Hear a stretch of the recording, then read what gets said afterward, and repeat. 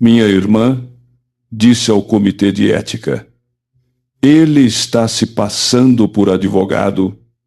É impossível que tenha entrado. Ele está se passando por advogado, minha irmã disse ao comitê de ética e disciplina com um sorriso sarcástico e usando seus brincos de pérola. É impossível que ele tenha sequer entrado na faculdade de direito. Ele é uma fraude. Meus pais estavam sentados atrás dela, de braços cruzados, com rostos expressando indiferença, cúmplices. O comitê nem sequer olhou para mim, apenas passou adiante a pasta lacrada.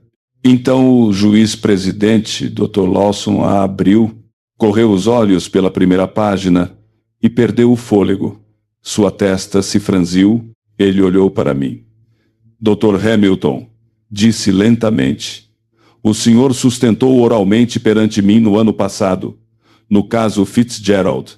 Seu interrogatório foi, e eu chamei assim na época, a defesa mais brilhante que vi em 30 anos. A sala ficou em silêncio absoluto. O sorriso da minha irmã vacilou, a estenógrafa parou de digitar. O Dr. Lawson passou para a segunda página. Inscrição na OAB verificada. Bacharelado em Direito pela Northwestern. Law Review, distinção máxima. Assessorou o ministro Rowe. Ele olhou diretamente para mim.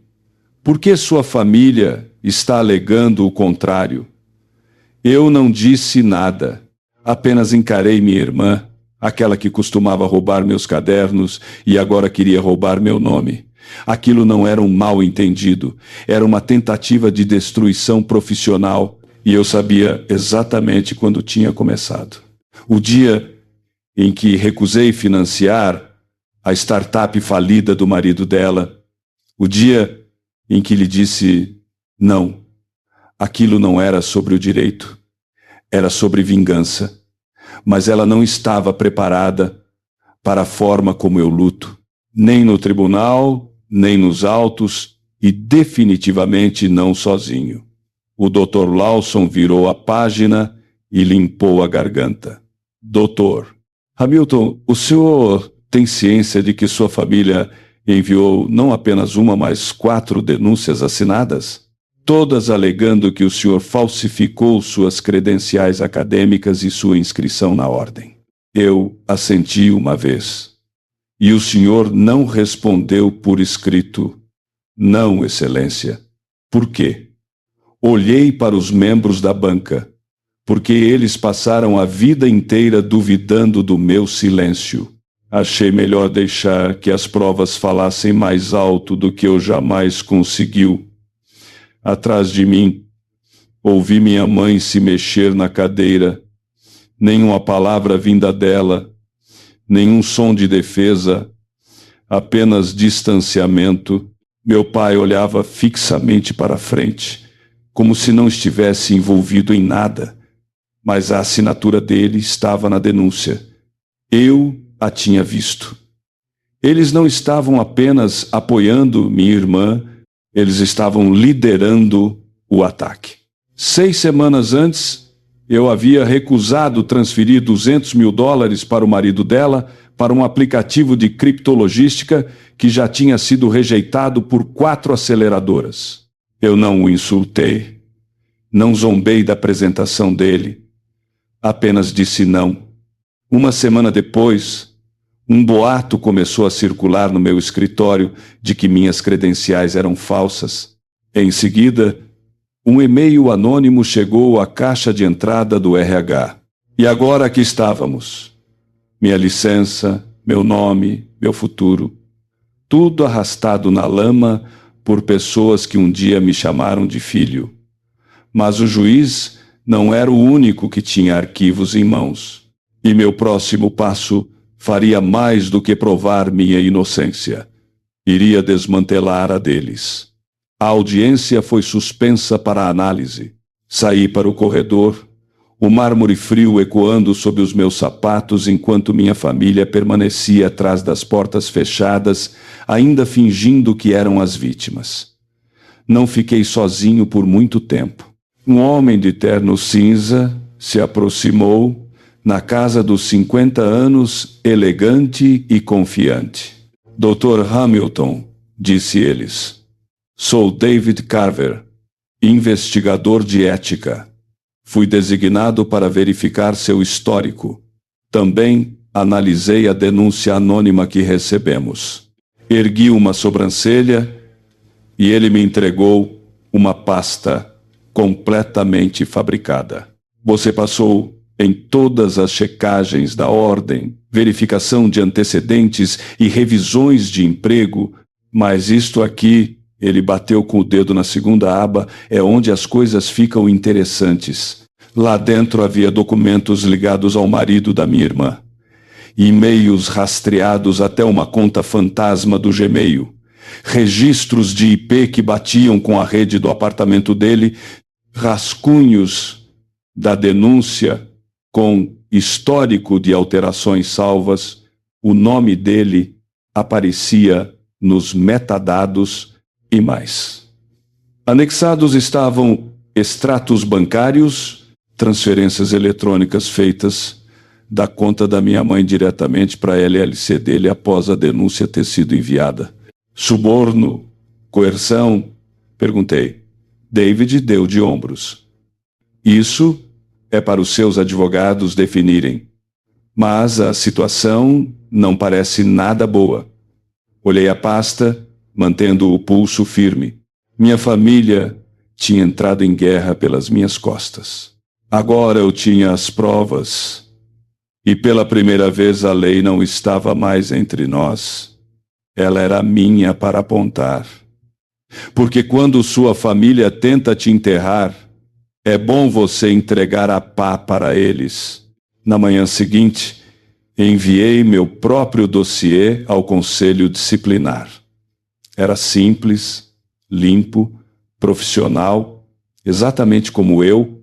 Incluí históricos escolares certificados, confirmações de inscrição na ordem, cartas de recomendação de 2 juízes federais e o rastreamento forense das edições da denúncia, todas mapeadas até o endereço de IP do meu cunhado, a cereja do bolo, as transferências bancárias dos meus pais. O Dr. Lawson leu cada página. Quando ele olhou para cima, não restava mais nenhuma dúvida na sala. Doutor Hamilton, suas credenciais não são apenas legítimas, são excepcionais. Esta audiência passa agora a ser analisada como um potencial abuso do processo disciplinar. O sorriso da minha irmã desmoronou. Abuso? Ela sussurrou. A senhora apresentou acusações sabidamente falsas. O juiz respondeu.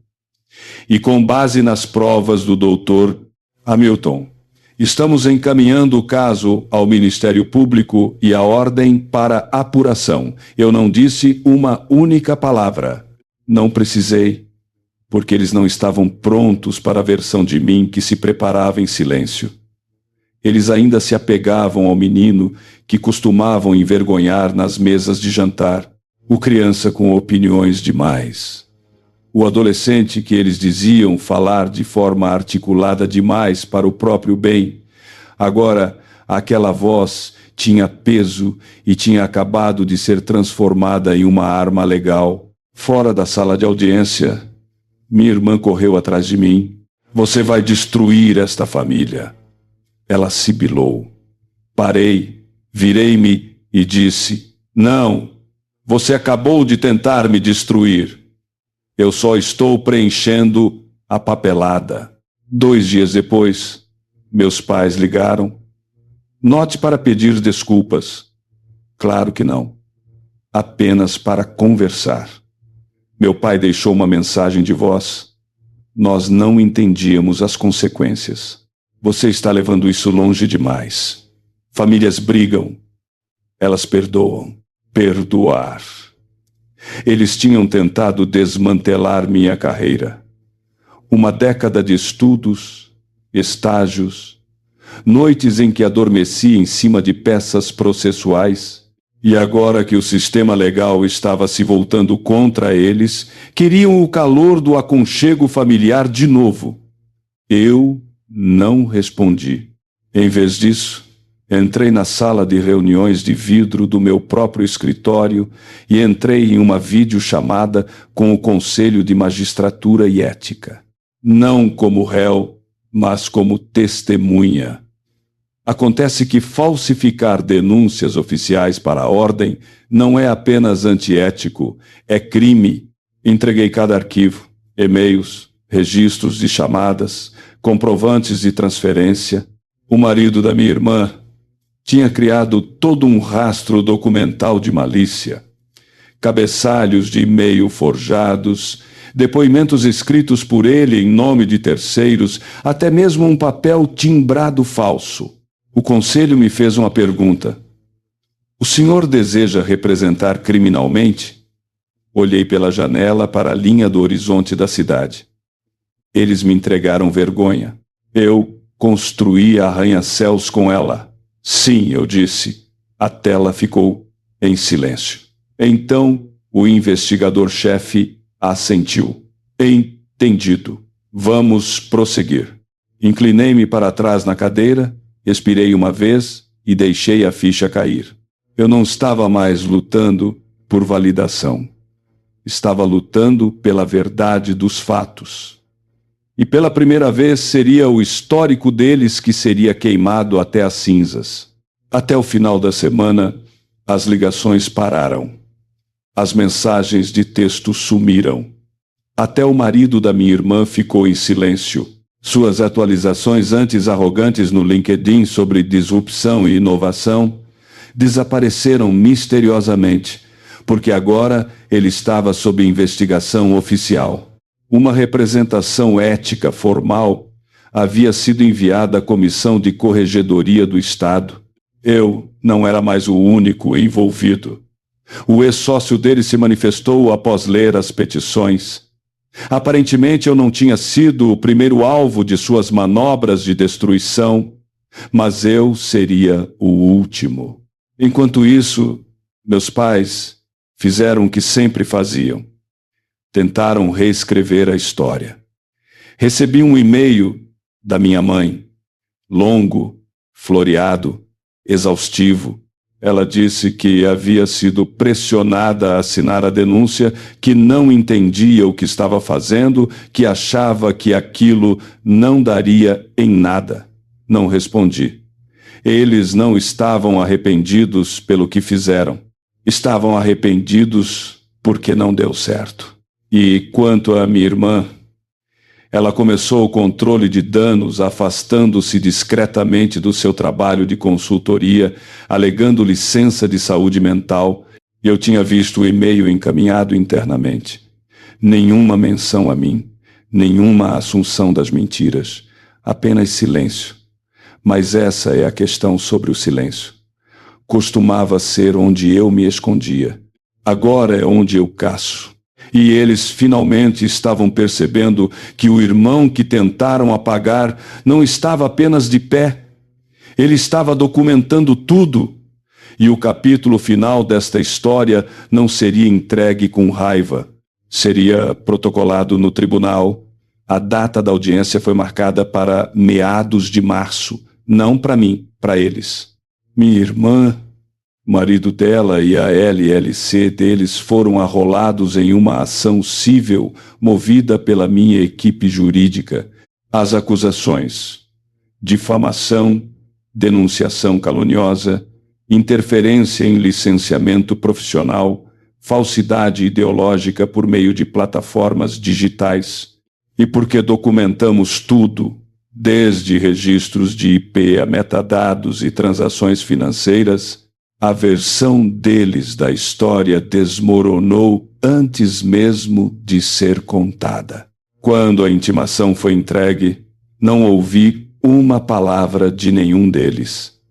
Nenhuma ligação, nenhum e-mail, nenhum pedido de desculpas, apenas quietude. O tipo de quietude que costumava fazer. Eu me senti pequeno, rejeitado, envergonhado. Mas não mais. O silêncio agora parecia merecido. Era o som do poder corrigindo os fatos. Enquanto isso, O Dr. Lawson enviou uma carta pessoal ao Comitê da Ordem. O Dr. Hamilton é um modelo de profissionalismo e integridade. O tribunal lamenta que vinganças familiares tenham tido permissão para explorar seu tempo e sua confiança. Eu a emoldurei, não para ostentar, mas para me lembrar de que seu nome só tem valor quando você o protege como se fosse a única coisa que você tem. Meu escritório me promoveu na mesma semana, e enquanto eu atualizava minhas credenciais online, notei algo poético. O marido da minha irmã tinha deletado qualquer menção a fundador de startup de seu perfil. Ele não mudou de carreira. Ele simplesmente ficou sem mentiras para contar. O acordo foi proposto em uma quinta-feira chuvosa, $220 mil em danos morais e materiais. Uma retratação por escrito e registrada em cartório por parte da minha irmã e do marido dela, e um compromisso assinado de nunca mais contestar minhas credenciais profissionais em nenhum estado, sob nenhuma entidade. Não aceitei nada disso.